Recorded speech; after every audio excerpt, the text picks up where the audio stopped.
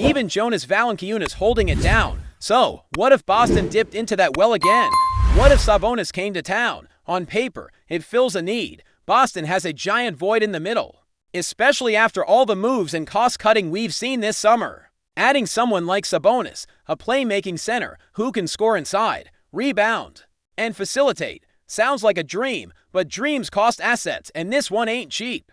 The proposed deal, the Celtics would get Sabonis, and in return, they'd be sending out Anthony Simons, Sam Hauser, Georges Niang, Neemias Queta, and not one, but the first-round picks. That is a haul. That's not a trade. That's a house payment. And immediately, it raises some serious questions. First off, is Sabonis even worth that much? Sure, he's a strong offensive player. He averaged 19 points, 14 rebounds, and 6 assists last season. That's a massive line. And what really jumps off the page is that he shot 41% from 3. That might be a bit of an outlier, but still, if he's stretching the floor like that on top of everything else, we're talking about an elite offensive contributor. But here's the thing, defense. That's where the brakes slam. We've seen how tough it is to win with a center who can't anchor the defense now. The Nuggets did pull it off with Jokic, and there are similarities in their offensive games. Both can run an offense from the post and have unreal passing vision, but Jokic is Jokic. He's in a league of his own. Sabonis?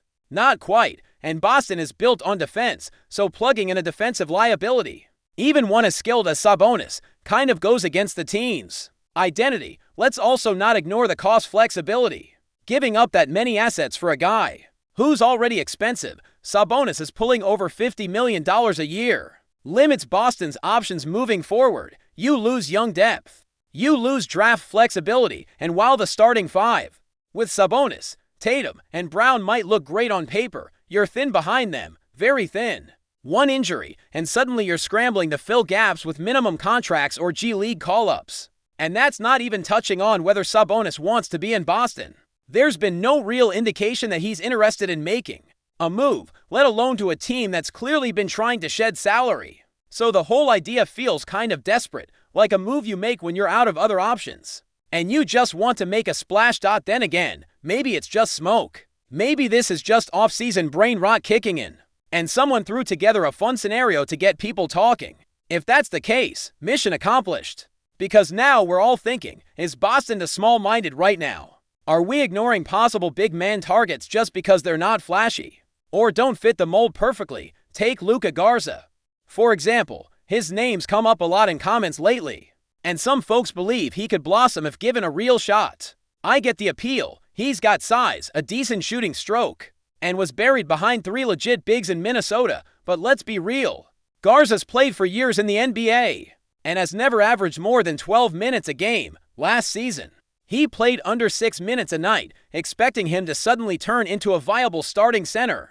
That's a big ask. Like, huge. Would I love for him to carve out a role as a backup? Absolutely. If he can give you 12 minutes, shoot 38% from 3, grab some boards, and not be a defensive turnstile, that's a win. But banking on that to happen just because we're desperate, that's how teams get into trouble. Hope is not a strategy, and it's not just Garza, it's every guy on the end of the bench right now. There's a lot riding on internal development.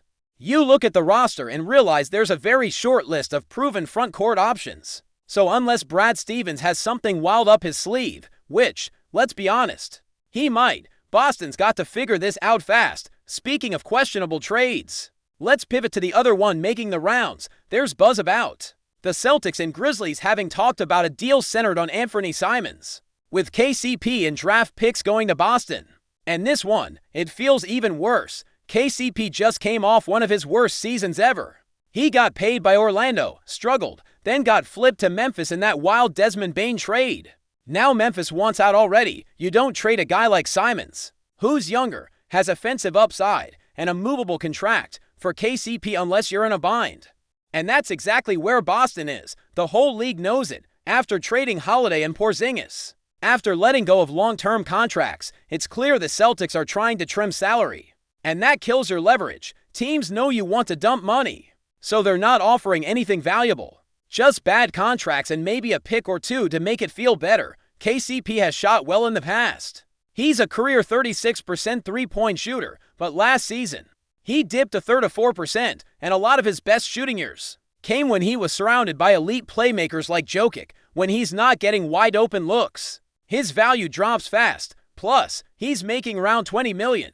So even as a depth piece, he's expensive. It all points back to the same issue: the Celtics don't have much wiggle room. Every move feels like it comes with a huge risk or an obvious downside. And now, just to twist the knife, Marcus Smart is heading to the Lakers. Yeah, that one stings. Smart got bought out by the Wizards and landed in LA on a cheap deal, and immediately, Celtics Twitter lit up like a Christmas tree, people mad, betrayed, emotional. But let's take a step back. This man gave everything to Boston. He was the heart and soul of the team for a decade. And how did it end? He was traded for Porzingis, shipped off like he didn't matter. So if he wants to go team up with LeBron and Luka and actually play for a contender again, who are we to judge? It's not like he asked out, he was forced out. And now he gets to compete. Honestly, I'm happy for him. He doesn't owe us anything. Let the man play meaningful basketball. It just sucks that it had to be with the Lakers. He's probably not even going to be a starter, depending on the rotation, but Smart's going to give them toughness, defense, and some secondary playmaking. If he gets 38% from three, he's a problem. And with the space he'll have next to Luka and Bron, those shots are going to be wide open. So yeah, he might surprise some people. And from LA's point of view, it's a no-brainer, low risk, high reward. Same with Adrian. Suddenly, they've got a front court with some real depth and experience. Back to Boston though. It's clear we're in a transitional phase. The Simons situation, the trades, the speculation, none of it is settled. There's even talk about Porzingis maybe coming back next year if things don't work out in Atlanta. That would be something. And you know what? That's the kind of off-season this is, one where nothing feels final. Every move seems to have an asterisk, a caveat, a maybe this leads to something later. And hovering over everything is the question nobody wants to say out loud: should the Celtics tank?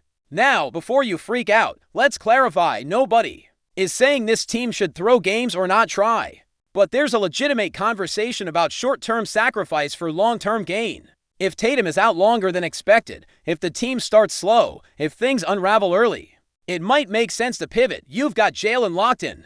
You've got a bunch of flexible contracts. Maybe you aim for the lottery, grab a top talent, then run it back fully loaded next season. Hey, Jay DeBance's name came up, a local kid, top-tier prospect. People are dreaming about that. It's not realistic to bank on the number one pick, but hey, sometimes the stars align. Look at the Spurs. They sat David Robinson, got Tim Duncan, and kicked off a dynasty.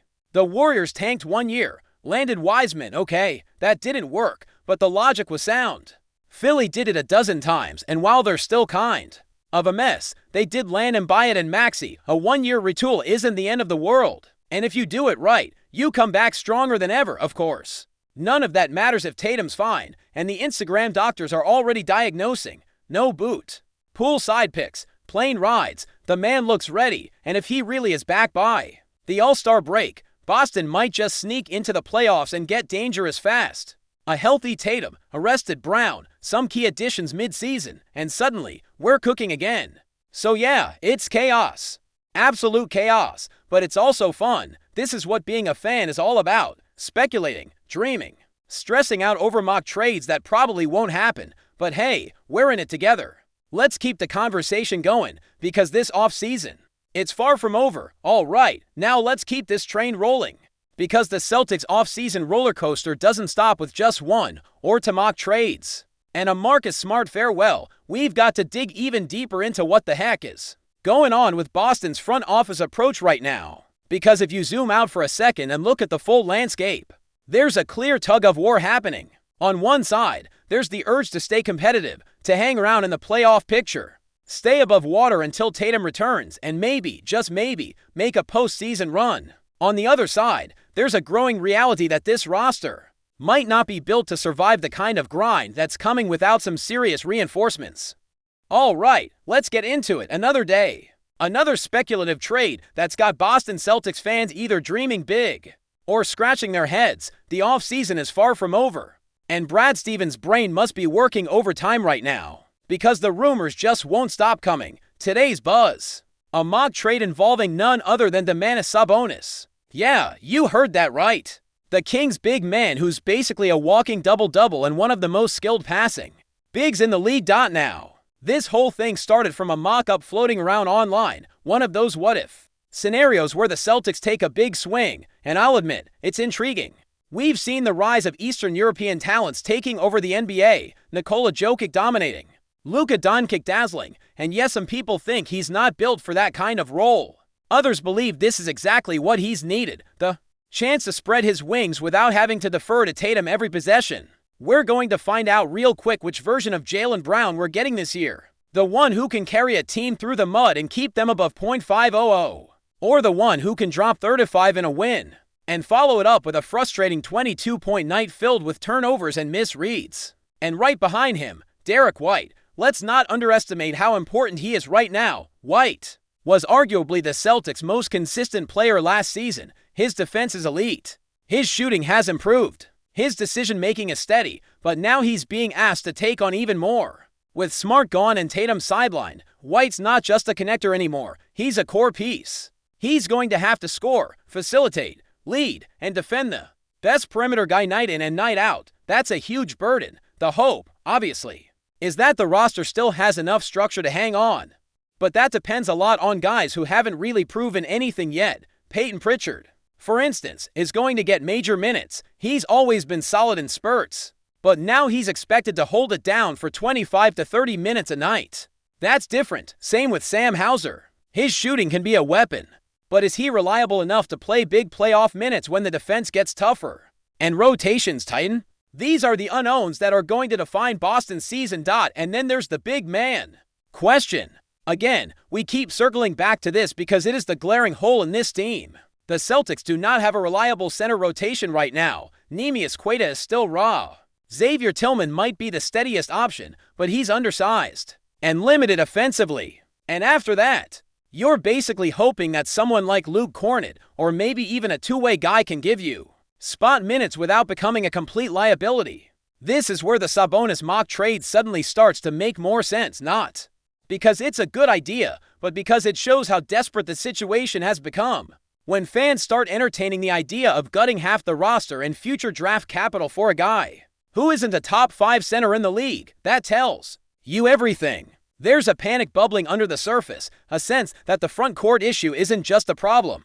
It's a potential season killer. What's wild is that the Celtics front office probably knows all this. Brad Stevens has proven to be a smart, calculated executive, so either he's got a plan brewing, or this is the result of internal chaos. Maybe the goal all along was to use this season as a soft reset, cut salary, keep the books flexible, give the young guys a shot, and then load up next summer when Tatum's fully healthy.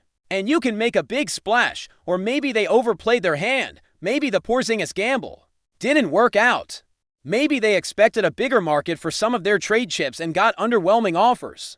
And now they're stuck in between timelines, stuck between competing and rebuilding, stuck hoping that Tatum comes back earlier than expected and bails them out, because if he doesn't, if the season slips away early and Boston falls too far behind, then you're left with only two real options: tank or chase the play-in and hope for a miracle. Let's talk about that tanking angle one more time. It's controversial, no doubt. Fans hate the idea, players hate it even more. But if you're being honest, this might be one of the few situations where it could make sense. If Tatum's injury really keeps him out until March, and the team is hovering around 10 games under .500, what's the point of grinding for the 10th seed? Especially when you're one injury away from completely collapsing. If you take the long view, if you say, let's keep our stars fresh, develop our young talent, and maybe luck into a top 5 pick, that's not giving up. That's smart asset management. The Warriors did it. The Spurs did it. The Heat have tanked in the past and retooled quickly. Sometimes you have to take one step back to take 2 steps forward, and the 2025 draft class, it's loaded. There are real game changers at the top of that list. Guys who could be rotation players by year 1 and stars by year 3.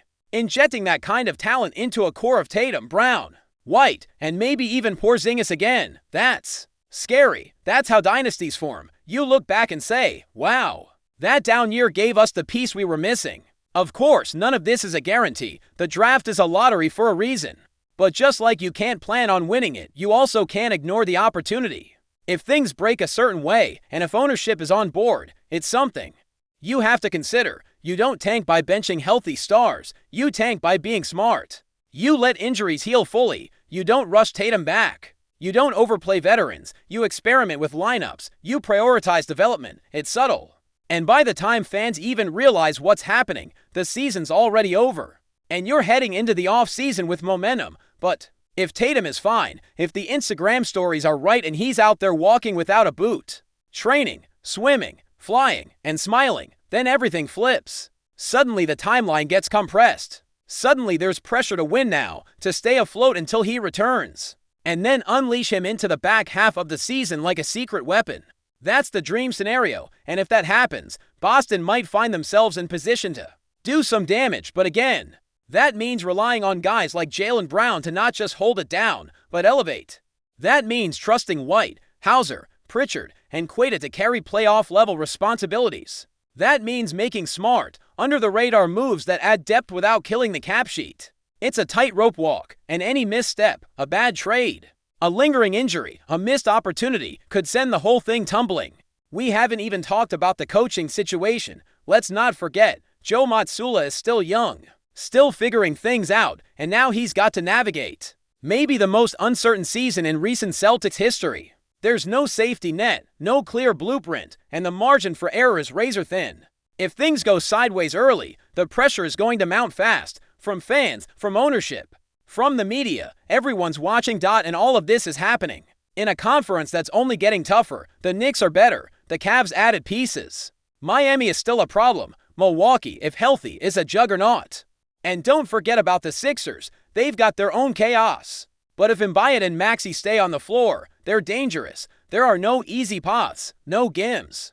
Boston either stays sharp or they get left behind. So yeah, this offseason, it's not just about who the Celtics might trade for. It's not just about whether Sabonis is worth the gamble or whether Marcus Smart betrayed the city. It's about identity. What kind of team is this? What kind of future are they building? Are they trying to survive until the cavalry returns?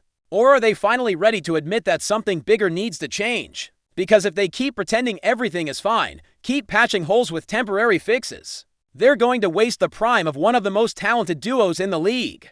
Tatum and Brown aren't going to be in their 20s forever, and once that window starts closing, it closes fast. So Brad Stevens, it's your move. Time to decide what kind of season this is going to be.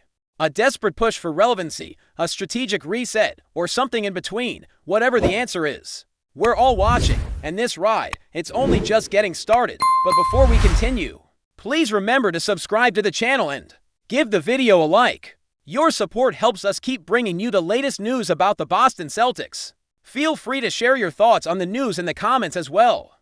In a development that has sent shockwaves through the NBA community, rumors are swirling that Kevin Durant could be on his way to the Boston Celtics. While nothing has been confirmed officially, multiple sources and insiders close to the situation suggest that there may be serious talks underway between Durant's camp and the Celtics front office. The very idea of KD joining the reigning NBA champions has ignited a firestorm of speculation. Whispers began circulating late last night after Durant was spotted in Boston. Fueling fan theories and media buzz, social media exploded with theories, trade scenarios, and even alleged sightings of Durant meeting with Celtics executives. While these remain unconfirmed, the timing has only added fuel to the fire. The move, if it were to happen, would be nothing short of seismic. Durant, a two-time NBA champion and former MVP, would be joining a roster already loaded with star power, including Jason Tatum, Jaylen Brown, and Jrue Holiday. The Celtics' recent dominance in the Eastern Conference has positioned them as a dynasty in the making, and the addition of Durant would elevate that status to near mythical levels. Some insiders claim this could be a result of Boston looking to maintain their stronghold on the league amid growing competition from the West. Others speculate Durant, who has expressed admiration for the Celtics culture in history and past interviews, may be seeking a fresh start and one last deep playoff run with a championship-ready squad. Still, others are more skeptical. Durant is under contract, and the logistics of making such a blockbuster trade, both financially and in terms of assets, would be complex. Would the Celtics be willing to part with a piece of their young core or future draft picks? And would Durant truly be open to a new chapter in Boston, especially after his recent stints in Brooklyn and Phoenix? As of now, the only certainty is that the NBA world is watching closely. Whether this is just another wild off-season rumor or the beginning of a league-altering move, one thing is clear: the possibility of Kevin Durant in green and white has everyone talking. That's it for this update. If you enjoyed the video and want to keep receiving exclusive news about the Boston Celtics, please subscribe to our channel and give the video a like. We always appreciate your comments and opinions. See you in the next video.